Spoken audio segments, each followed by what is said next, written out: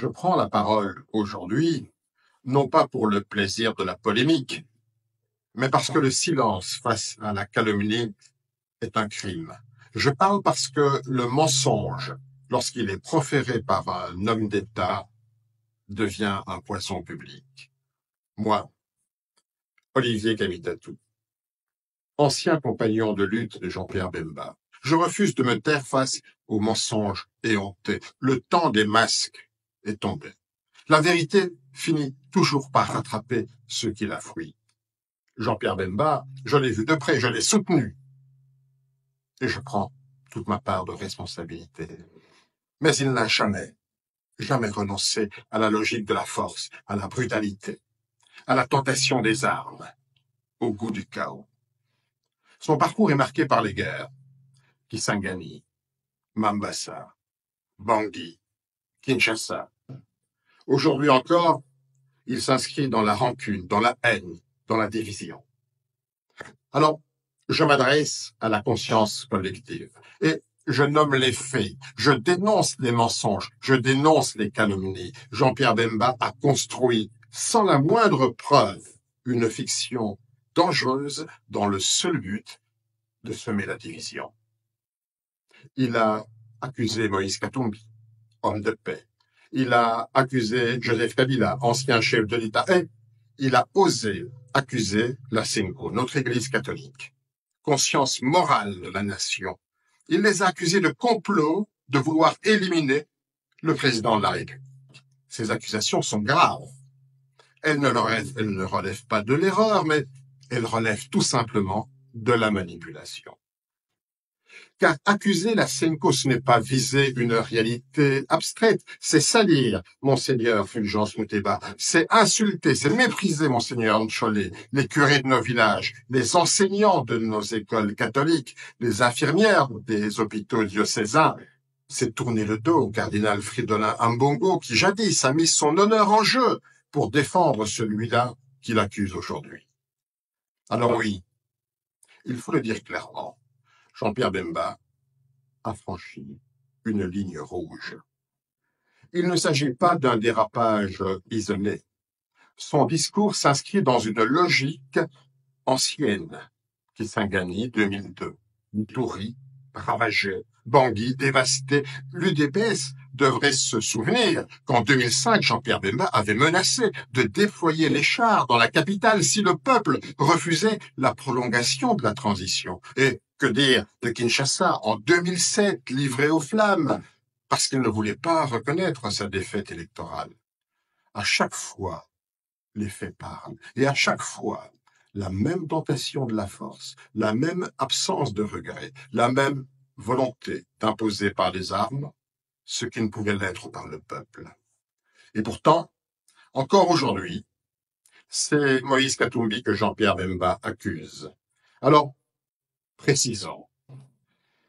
D'abord, Moïse Katumbi n'a pas fui Lubumbashi.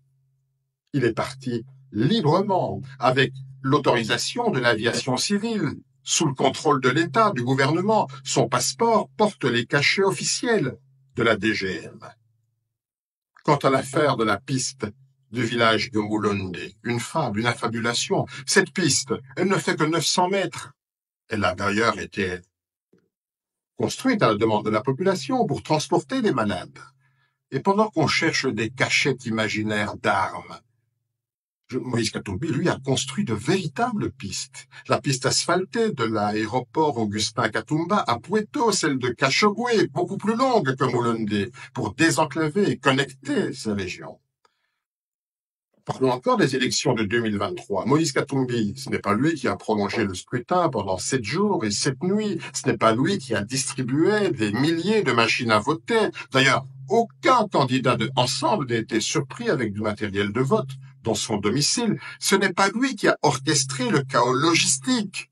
Jean-Pierre Bemba, dans ses propres mots, a reconnu que tout était réalisé sous le contrôle de Félix Tshisekedi du pouvoir en place.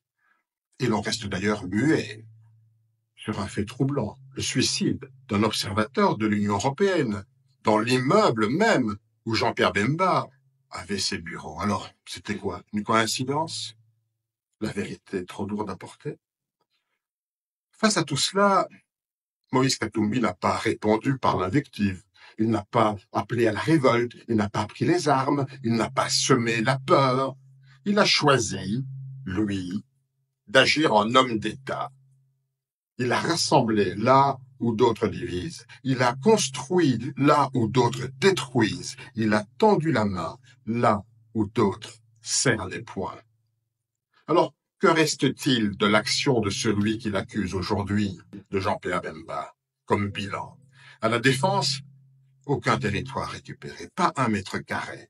Mais par contre, des avions achetés par lui-même, à son profit, avec les rétrocommissions juteuses de son ministère, des avions qu'il loue à prix d'or au gouvernement, et à son ministère des Transports. Que dire de tous ces marchés de gré à gré, érigés en principe de gouvernance, la transparence piétinée, la corruption institutionnalisée? Et pourtant, les accusations continuent. Elles visent Katumbi, elles visent Kabila, elles visent l'Église. Et elles s'enfoncent même, ces accusations, dans le délire, jusqu'à évoquer d'imaginaires versements de Joseph Kabila au Rwanda.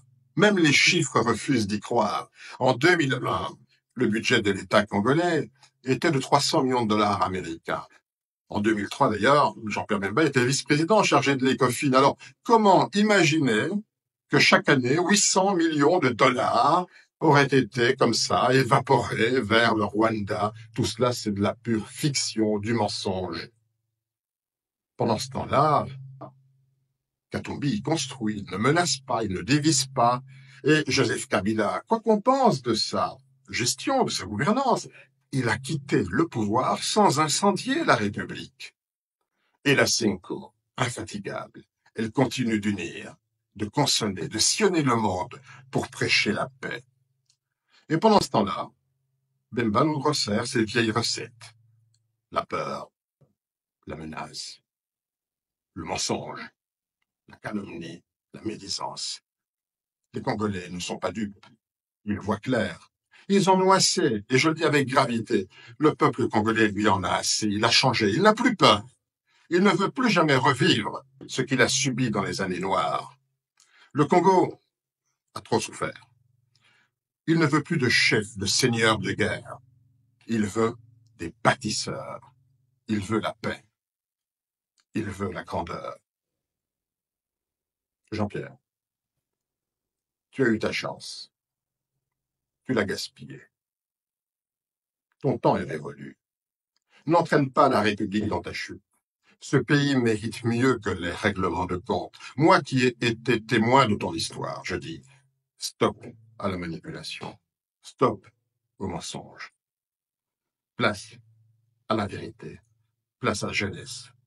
Place au Congo de demain.